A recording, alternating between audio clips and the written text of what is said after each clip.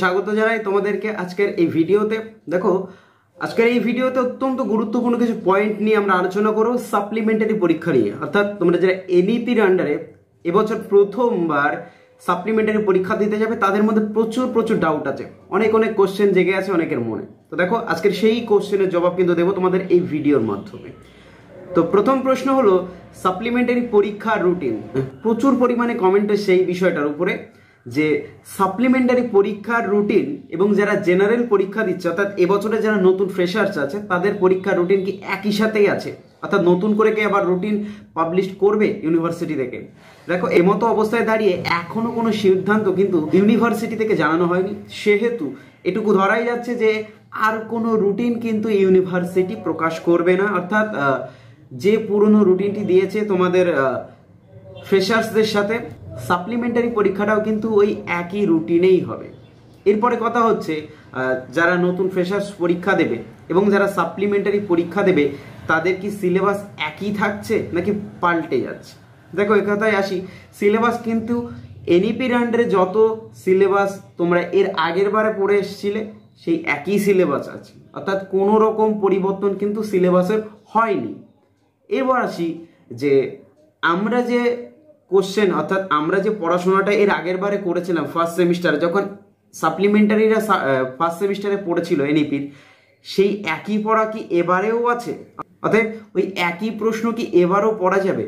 এক্ষেত্রে বলে রাখি না, তোমাকে কিন্তু আবার নতুন করে ওই একই সিলেবাসেরই কিন্তু নতুন করে পড়াশোনা শুরু করতে হবে সাপ্লিমেন্টারি পরীক্ষার জন্য। এর আগের বার যে প্রশ্নগুলো পড়েছিলে সেই প্রশ্নগুলো পড়লে আর নাও হতে পারে, অর্থাৎ সেখান থেকে পড়ে কিন্তু পাশ করা যাবে না। এবার আসি যারা নতুন ফ্রেশার্স পরীক্ষা দেবে এবং যারা সাপ্লিমেন্টারি পরীক্ষা দেবে তাদের কি একই সাথেই বসাবে একই রুমে? দেখো, এটা কলেজ ভিত্তিক নির্ভর করে, অর্থাৎ ইউনিভার্সিটির আন্ডারে প্রচুর কলেজ আছে। তো দেখা গেল এখান থেকে 10-20টি কলেজ আছে ইউনিভার্সিটির আন্ডারে। দেখা গেল এবিসিডি যে কোনো একটি কলেজ সেটা সাপ্লিমেন্টারি এবং ফ্রেশার্সদের একই সাথে বসিয়েছে একই রেজিস্ট্রেশন নাম্বার অনুযায়ী, কিন্তু দেখা গেল বিসিডি যে কোনো একটি কলেজ সে আবার আলাদা করেই বসিয়েছে। অর্থাৎ এটা কলেজের ওপর নির্ভর করে যে কলেজ যারা যেভাবে পরীক্ষা নিয়ে পারে।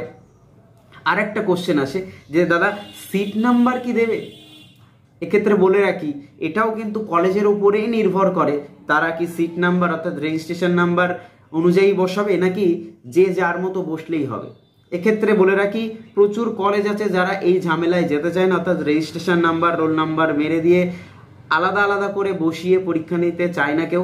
সবাই কি করে, একসাথেই পরীক্ষাটা নিয়ে নেয়, সেটা হলো সাবজেক্ট অনুযায়ী যে যেমন বসে পরীক্ষা দিতে পারে সেটা হয়ে যায়। আরেকটা হয় বললাম সিট নাম্বার দিয়ে, সেটা তুমি তোমার কোন কলেজে পড়ছে সে তার উপর নির্ভর করবে যে পরীক্ষাটা কিভাবে হবে। আচ্ছা, সাপ্লিমেন্টারি পরীক্ষার কোশ্চেন আর যারা এবছরে নতুন পরীক্ষা দিচ্ছে অর্থাৎ ফ্রেশার্সদের কোশ্চেন কি একই হবে? এই প্রশ্নটা অন্তত আমাকে 60 থেকে 70 জন কমেন্টের মাধ্যমে জানিয়েছে। এক্ষেত্রে এই যে প্রশ্নটি এটা অত্যন্ত গুরুত্বপূর্ণ, কারণ এই প্রশ্নের উপর নির্ভর করছে যারা প্রথম বর্ষের পরীক্ষা এবছর দিচ্ছে ফ্রেশার্স এবং যারা সাপ্লিমেন্টারি পরীক্ষা দিচ্ছে তাদের অনেকের এই কথাটার উপর কিন্তু পাশ ফেল নির্ভর করছে। অর্থাৎ যদি একই কোশ্চেনেই পরীক্ষা হয় তাহলে একটু সুবিধা থাকে। এই যেমন বললাম, যদি সাপ্লিমেন্টারি এবং ফ্রেশার্সদের একই সাথে পরীক্ষাটা হয় তাহলে কিন্তু একটু হল থেকে অর্থাৎ হল কালেকশনের সুবিধাটা বেশি থাকবে। কিন্তু যদি এমনটা না হয় অর্থাৎ যদি কোশ্চেন আলাদা হয়ে যায় তাহলে কিন্তু সেক্ষেত্রে একটু বিপাকে পড়তে পারে যারা সাপ্লিমেন্টারি পরীক্ষা দেবে, তাদের যদি ভালো প্রিপারেশন না থাকে। তো এক্ষেত্রে বলে রাখি, ইউনিভার্সিটি ঠিক করবে, কিন্তু এবারে আমার যা মতামত যেটুকু আমি উপলব্ধি করতে পারছি যে একই প্রশ্নেই ফ্রেশার্স এবং তোমাদের সাপ্লিমেন্টারি পরীক্ষা দেবে তাদের কিন্তু পরীক্ষা হতে চলেছে ওই একই প্রশ্নে, কারণ যেহেতু রুটিনটা একই ডেটেই একই সাথেই ফেলেছে সেহেতু কোশ্চেন কিন্তু আলাদা নাও করতে পারে ইউনিভার্সিটি। কিন্তু এ বিষয়ে চূড়ান্ত সিদ্ধান্ত কিন্তু ইউনিভার্সিটি নেবে, কোশ্চেন আলাদা হবে না একই সাথেই হবে। এবার আসি সাজেশনের বিষয়।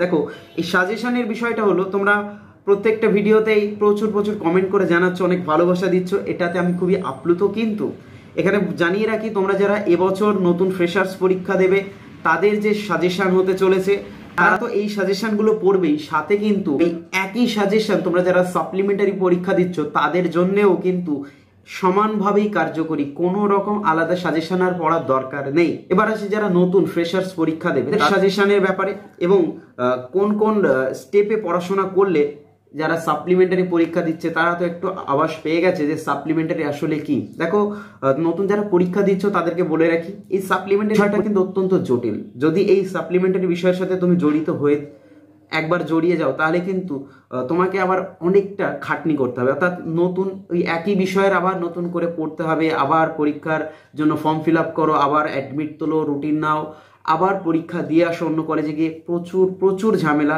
অর্থাৎ চেষ্টা করবে একবারেই যতটা সম্ভব নাম্বার তুলে পাশ করার। দেখো, সাপ্লি তো কারোর হাতে থাকে না, সেটা তোমার হাতেই থাকতে পারে। যদি তুমি ভালো পরীক্ষা দাও তাহলে কিন্তু সাপ্লি আসে না সাধারণত। যদি একটু খারাপ পরীক্ষা দিয়ে ফেলো সেটা কপালের উপর নির্ভর করে, খাতা কেমন, অর্থাৎ পরীক্ষার খাতা কেমন ভাবে দেখছে তার উপরে। তো চেষ্টা করবে একবারেই পাশ করে বেরিয়ে যাওয়ার, যাতে সাপ্লিমেন্টারি বিষয়টার সঙ্গে তোমাকে আর পরিচিত না হতে হয়। এটা কিন্তু অত্যন্ত জটিল বিষয়। যারা সাপ্লি পরীক্ষা দিচ্ছে তারা জানে যে কিভাবে সাপ্লি পরীক্ষাটা ক্লিয়ার করতে হয়। অনেকের একবারে ক্লিয়ার হয় না, দুবারে ক্লিয়ার করতে হয়, কারো তিনবারেও ক্লিয়ার হচ্ছে না, তাদের কিন্তু প্রচুর বিপদ। অর্থাৎ তাদের গ্রাজুয়েশন সার্টিফিকেট কিন্তু নাও দেওয়া হতে পারে। তো সাজেশন সংক্রান্ত বিষয় এবং সাপ্লিমেন্টারি প্রত্যেকটি বিষয়। আচ্ছা, আরেকটা বলে দিই, অ্যাডমিট কার্ড। অ্যাডমিট কার্ড কি আমার নতুন করে তুলতে হবে? না, যে অ্যাডমিট কার্ডটা পোর্টালে এসছে ওটাই তোমাদের অ্যাডমিট কার্ড। ওই অ্যাডমিট কার্ড ধরেই কিন্তু পরীক্ষা হবে। পরীক্ষাটা তোমাদের সাপ্লিমেন্টারি এবং ফ্রেশার্স ওই একই রুটিন আছে, আর কোনো রকম রুটিনে পরিবর্তন হবে না। একই দিনেই পরীক্ষা দিতে হবে, আশা রাখছি একই কোশ্চেনেই পরীক্ষা হবে। এটা হলে কিন্তু অত্যন্ত সুবিধা তোমাদের জন্য দুজনেরই, সাপ্লিমেন্টারি এবং ফ্রেশার্স দুজনেরই কিন্তু সুবিধা। একই রকম যদি প্রশ্ন করে ইউনিভার্সিটি, তো সবার জন্য অনেক অনেক বেস্ট অফ লাক। আরও যদি কোনো বিষয়ে কোশ্চেন থাকে অবশ্যই জিজ্ঞাসা করতে পারো, ভিডিওর মাধ্যমে তোমাদেরকে আমি এর উত্তর দিয়ে দেবো। তো দেখা হচ্ছে পরবর্তী ভিডিওতে। আর সাজেশানে লাস্ট মিনিট সাজেশান পেতে কিন্তু অবশ্যই কমেন্ট করে জানিও।